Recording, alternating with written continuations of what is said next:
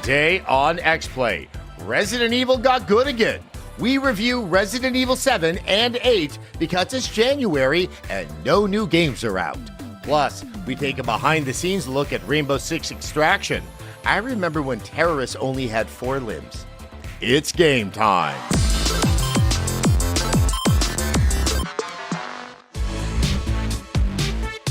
Hello and welcome to XPlay. Have you ever had a nightmare of being trapped in a house, chased by a family of greasy-haired crazy white people? All the time. I lived in Florida for a while. Ah, Florida. The perfect setting for a future Resident Evil game. I mean, it's almost a Resident Evil game now, but we're not looking ahead to the future. No, we're looking backwards to make sure we suck every last bit of blood from games that came out between old busted XPlay and the new hyped XPlay. Resident Evil 7 Biohazard changed the franchise. We were terrified and delighted and pleasantly surprised. And we're a bunch of cynical assholes. Check out our review of Resident Evil 7. Boy, I sure do love having intact hands. Ah! Oh no, I needed that. Oh, no worries. I know just the solution. There we go. Now that ham-fisted segue is out of the way, let's talk about Resident Evil 7. Resident Evil 7 came out during a very busy year for gaming, competing with games like Breath of the Wild, Horizon Zero Dawn, Destiny 2, and so many more. Because of that, the revival of the franchise may have been lost to many, but it is my job as XPlay host and handsome gamer to set the facts straight. Resident Evil 7 Biohazard deserves a closer look.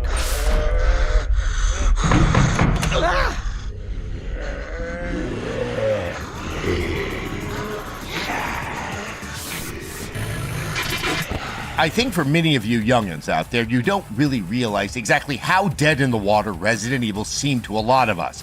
The series started with a bang with the first game, a campy but intriguing action horror with fun puzzles and satisfying jump scares. The second Resident Evil was somehow even better than the first, and the third was a bit short but still pretty good.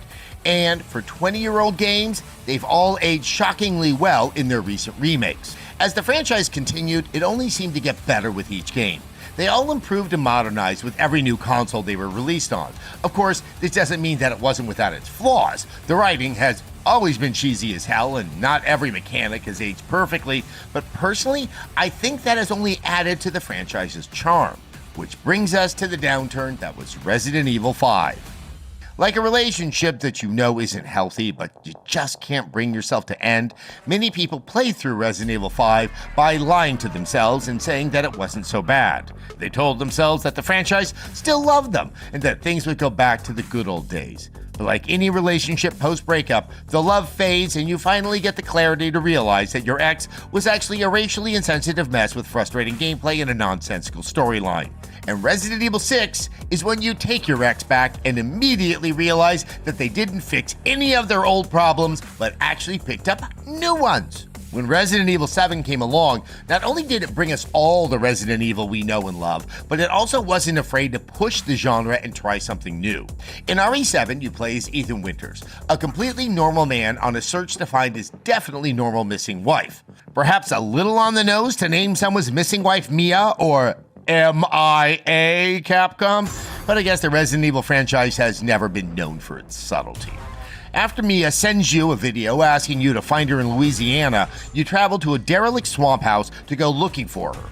While you're there, you realize things aren't exactly as they seem, both in the bayou and with your wife. A big change right off the bat with Resident Evil 7 is that the game is in first person. Some fans were resistant to this change as they felt it was going against the core mechanic of the franchise, but I disagree. Resident Evil 7 is hands down the scariest game in the series. By putting you in first-person perspective, every fight, every scare, every severed limb feels like a direct attack on you personally. It all feels much more urgent and terrifying when you're in Ethan's shoes. And don't forget, Resident Evil's early games all had tank controls. Tank controls! These games have always updated with technology and with the needs of each story, and this is a good thing. Who wants to be playing a stale game that feels like it was designed 20 years ago? Well, I guess a lot of people, if our YouTube comments are any indication, the opening of Resident Evil 7 is still one of the scariest games I've ever played. They nail the Texas Chainsaw Massacre haunted house vibe. The disgusting environment and hints to something even more sinister do an excellent job of keeping the tension high while still keeping you intrigued enough to keep pushing forward to uncover the mystery of what happened with Mia. At the start of the game, you're given no ways to defend yourself. Ethan is all on his own, and you can really feel that sense of vulnerability. Unlike past Resident Evil games, Ethan isn't a soldier or cop. He's just some idiot choosing to ignore a series of red flags to find his wife. And as a fellow wife guy, I've got nothing but respect for this mentality. Honey, I will remove and reattach as many limbs as necessary to save you from some creepy family's basement. Just say the word. And once you get through the opening, it's back to the Resident Evil we were all nostalgic for.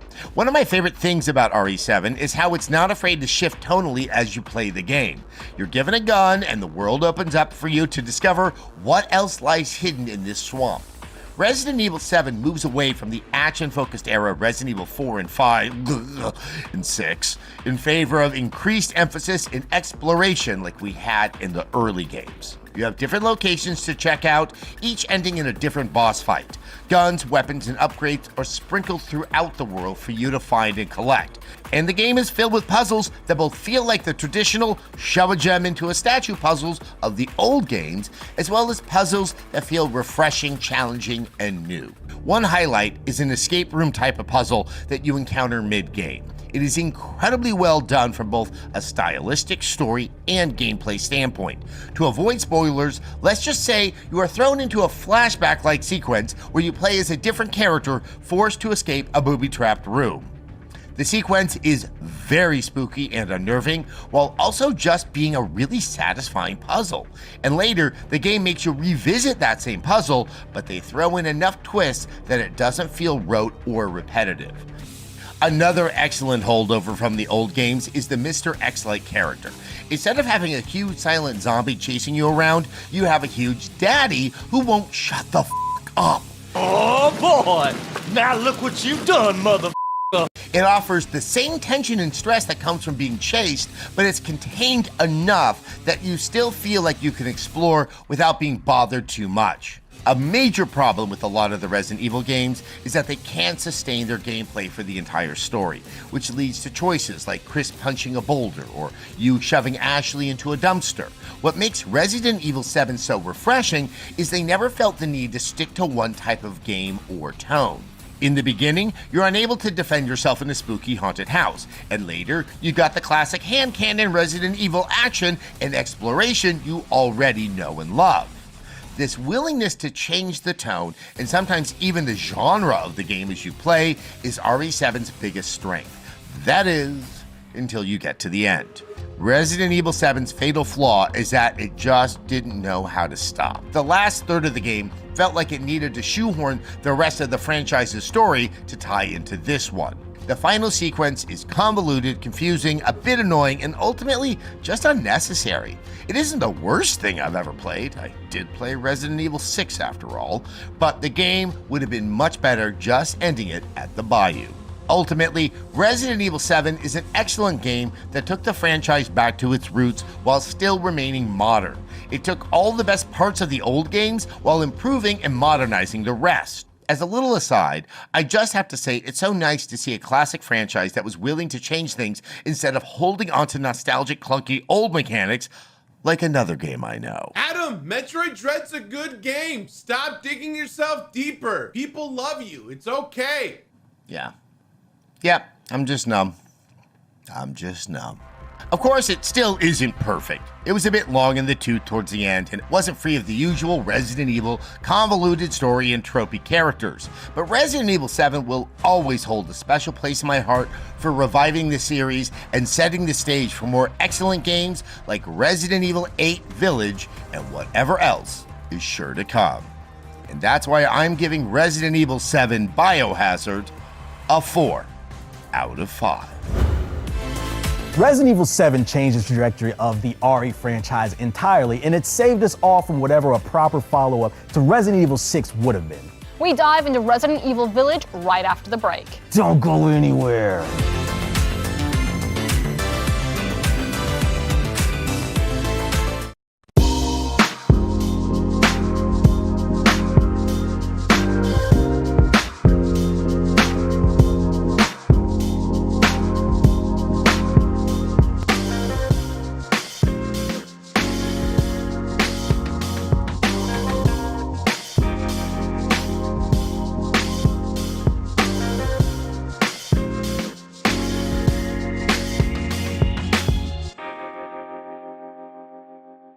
Pizza Hut stuffed crust is the crust that made crust good. Topped and stuffed with over a half-pound of cheese.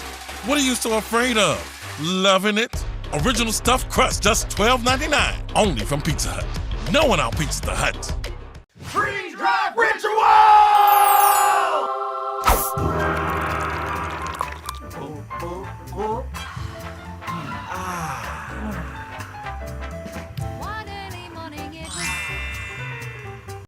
What's the recipe for surprising the kids, treating yourself, and ditching dish duty?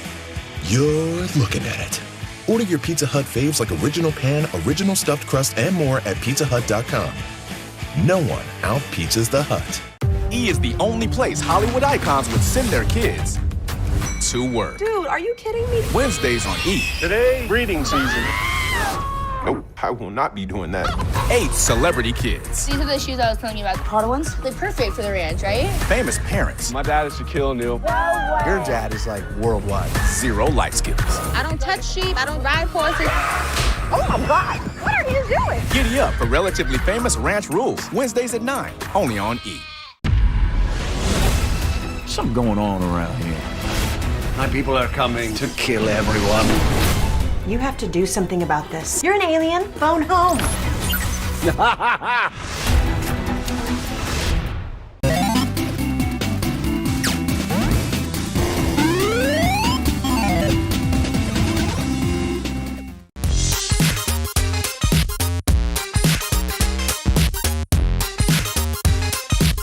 Welcome back to X-Play.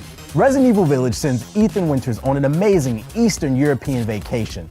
Ah, yes, the mysterious old country farmhouses, famous for werewolves, possessed dolls, unsupervised chickens, and tall, rich women. You know, Resident Evil Village gets a lot right about the old Soviet bloc. I've been there. Check out our review of Resident Evil Village. If you haven't heard about the Resident Evil franchise, well, I'd be shocked. But, that's completely valid and understandable if you're living under a rock. But you must have seen this lady on your Twitter or your Reddit or your Pinterest, right?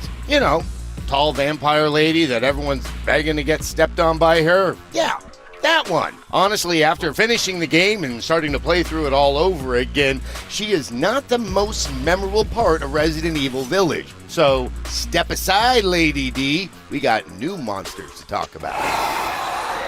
Resident Evil Village is a survival horror game that launched on May 7th and skyrocketed to the third biggest PS5 launch so far, which, if you watch my previous PS5 rant, you'll understand why I can't be that impressed as I would have liked to be. But even if we were flush with brand new titles, this one will be standing out for sure. You play as Ethan Winters again, because getting his ass beat all along creation in Resident Evil 7 wasn't enough of a bad day. Although, Chris Redfield at least taught him how to shoot, if not how to keep all of his fingers.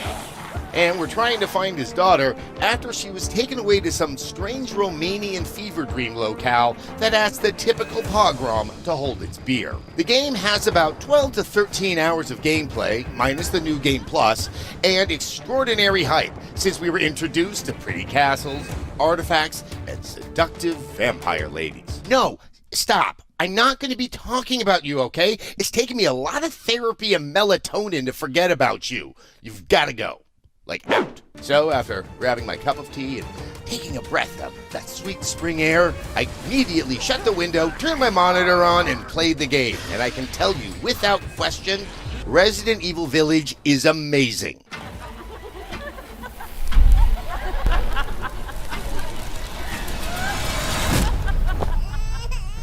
Let's start with how beautiful everything is. The world is outstanding and vividly realized, especially this huge castle we venture into. The level of detail is astounding, from the characters to the trees to the feeling I get when Winters constantly, and I mean constantly, gets impaled by sharp objects. The controls feel smooth, and I wasn't always out of ammo, which was pretty cool since I didn't have to die all that much. Speaking of dying, it's pretty easy to avoid, especially if you upgrade your weapons to become the most OP Ethan Winters you've ever seen.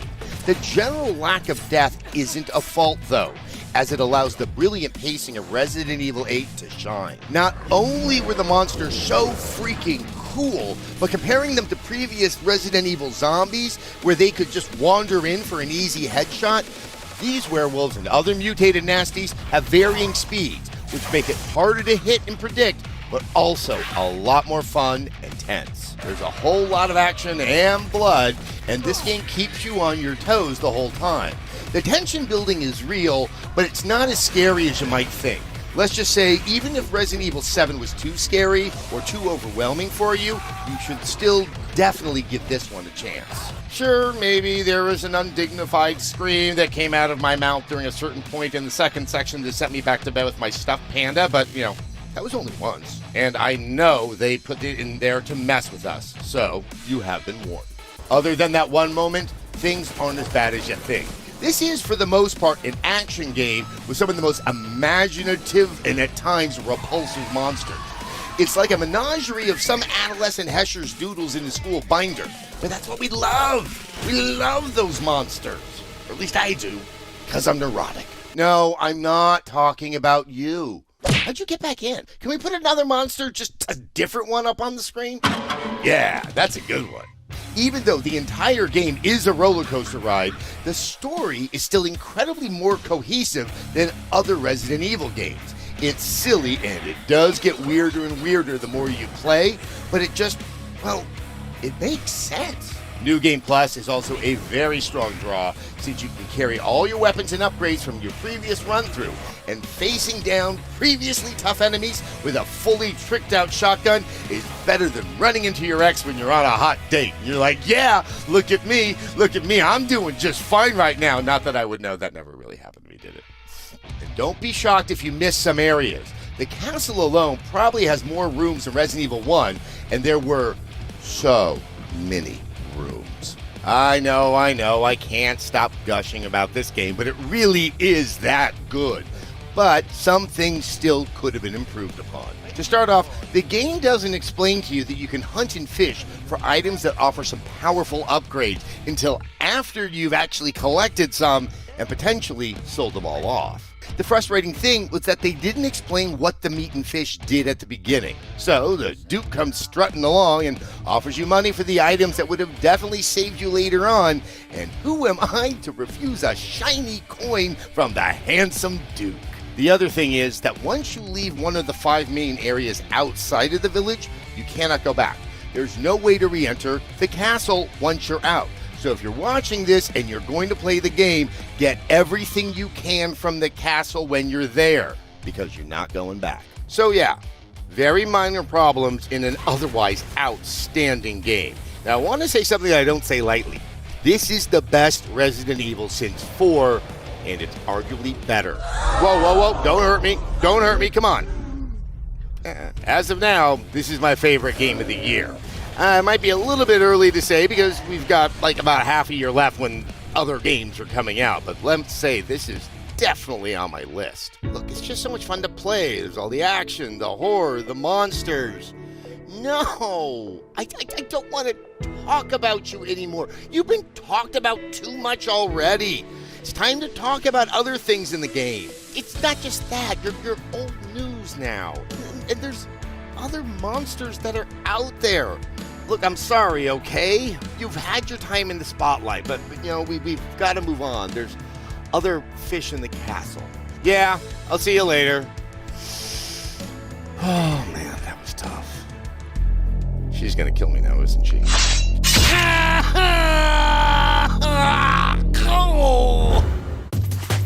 Okay, you were probably expecting a score. This video was produced before we started giving out scores again, but that doesn't mean that we can't have one now.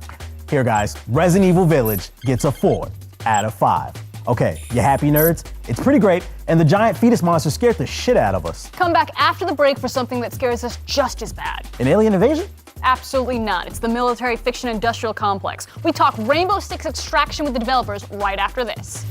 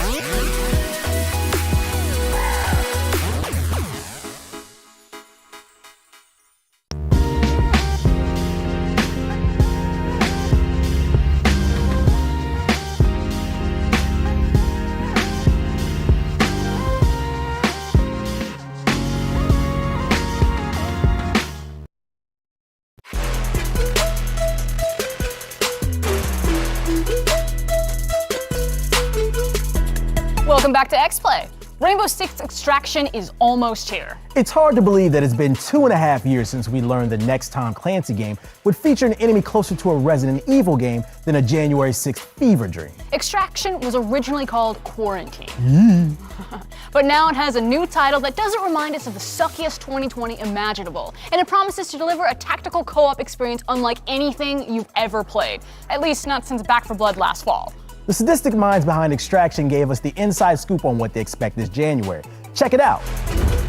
Rainbow Six Extraction is the latest installment in the venerated Rainbow Six series. The X-Play team had an opportunity to play through some of Rainbow Six Extraction, and now we can chat with technical director Bruno Lalonde and writer Linda Nguyen. Thank you to both of you for joining us today. Linda, let's just sort of start and sort of set the world that Rainbow Six Extraction takes place in. Right, so Extraction is a squad-based tactical shooter for up to 3 players, and our operators, they're out there, they're trying to contain this alien threat, something that we've never seen before.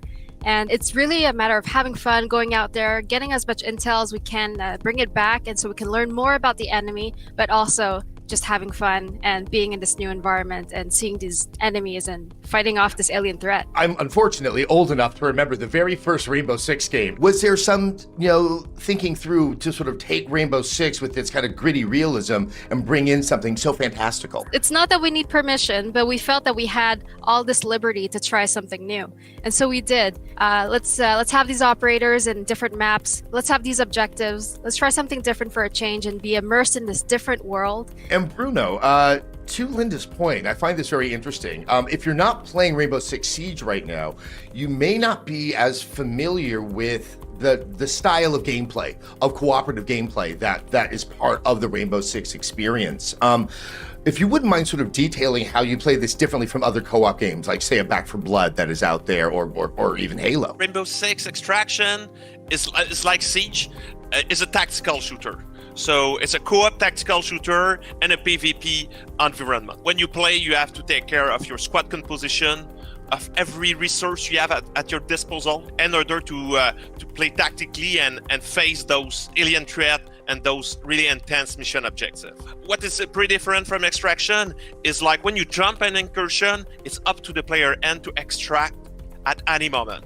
So that's mean if you feel that challenge is too hard, you already waste too much ammunition, gadget, etc., and you don't have the resource, to continue in the mission, it's time to step out and extract from the mission. Usually I imagine you would sort of look at something as a level that has a beginning, maybe a middle, and it has an end. But you're designing missions levels with an idea that the end could be at any moment depending on how the players feel.